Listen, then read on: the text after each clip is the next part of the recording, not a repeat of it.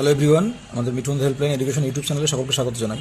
তো যদি তুমি চাকরি পরীক্ষার প্রস্তুতি নিচ্ছ বা নেবে বলে ভাবছো, বা যারা অ্যাসপিরিয়েন্ট আছো বা যারা স্টুডেন্ট আছো, তাদের কাছে অনুরোধ করব এই ভিডিওটা প্রথমে বলে নিচ্ছি সবার কাছে শেয়ার করবে এবং আমাদের একটা জনমত তৈরি করতে হবে।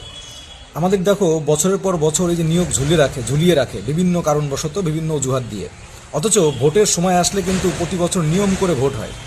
তো আমরা আমাদের দাবি বা আমাদের যে প্রধান বক্তব্য সেটা হচ্ছে প্রতি বছর নিয়োগের শিডিউল দিতে হবে।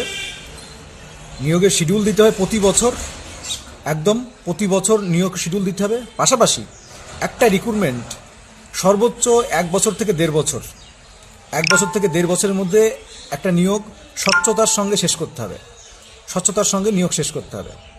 এবং এর জন্য আমাদের লোকসভায় এবং বিধানসভায় বিল পাস করাতে হবে। এর পক্ষে যদি থাকো অবশ্যই ভিডিওটাকে শেয়ার করো এবং সকলের কাছে পৌঁছে দাও এবং সবাইকে অনুরোধ করো একটা জনমত, একটা জনসমীক্ষা, একটা জনশক্তি তৈরি করতে।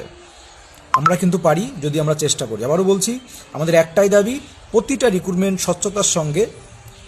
স্বচ্ছতার সঙ্গে 1 থেকে 1.5 বছরের মধ্যে শেষ করতে হবে এবং এটা নিয়ে লোকসভায় এবং রাজ্যসভায় বিল পাস করাতে হবে। বিল পাস না করলে হবে না, শুধু প্রতিশ্রুতি নিলে হবে না, বিল পাস করাতে হবে এবং স্বচ্ছতার সঙ্গে শেষ করতে হবে এবং শিডিউল দিতে হবে। প্রতি বছর নিয়ম করে শিডিউল দিতে হবে। যে আমি একবার নিয়োগ করলাম আর 10 বছর পরে নিয়োগ করলাম, এটা চলবে না।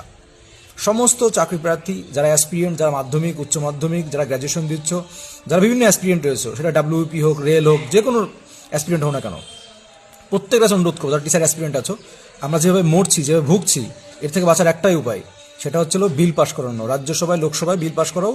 দেখো ভোট আসলে পরে দেখো প্রতি বছর, প্রতি 5 বছর অন্তর অন্তর বা প্রতি নির্দিষ্ট অন্তর অন্তর কিন্তু ভোটের সময় সমস্ত পৃথিবীর বাধা কোনো কিছু মানে না, এটা ভোট হয়ে যায়। ঠিক তেমনি আমাদের এই রিক্রুটমেন্টটাও ঠিক সেই তালিকায় নিয়ে আসতে হবে এবং সেইভাবে বিল পাস করাতে হবে। রাজ্যসভায়, লোকসভায়, প্রত্যেকটা রাজ্যে, আমাদের কেন্দ্রীয় লোকসভায় বিল পাস করাতে হবে। আমাদের বিধান পরিষদে, আমাদের বিধানসভায় সমস্ত জায়গায়, রাজ্যসভায় সমস্ত জায়গায় এবং লোকসভায়ও বিল পাস করাতে হবে। অবশ্যই তোমরা ভিডিওটাকে শেয়ার করো এবং মতামত কমেন্ট বক্সে জানাবে। এটা কিন্তু আমাদের পশ্চিমবঙ্গের বেকারের জীবন বাঁচানোর একটা বড় পথ, এছাড়া কিন্তু কোনো পথ খোলা নেই।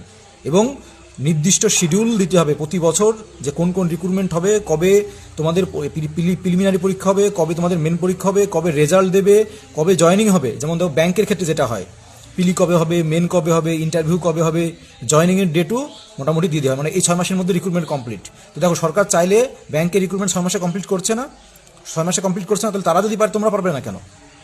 ভোট যদি তুমি 1 মাসের মধ্যে করতে তাহলে তোমরা পারবে না কেন? অবশ্যই পারবে, অবশ্যই পারে। ব্যাংক তো করে দেখাচ্ছে 6 মাসের মধ্যে নিয়োগ করি, তাহলে তোমরা কেন পারবে না?